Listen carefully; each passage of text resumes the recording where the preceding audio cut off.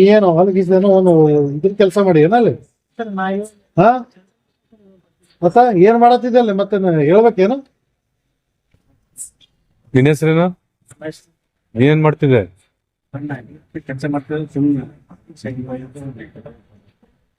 ಸುಮ್ನೆ ಎಲ್ಲ ಗುಂಪು ಕಟ್ಕೊಂಡು ಒಳಗಡೆ ಎಲ್ಲ ಸೇರ್ಕೊಂಡು ಮಾಡ್ತೀರಿ? ಹಾ ಎಲ್ಲ ಅಲ್ಲಿ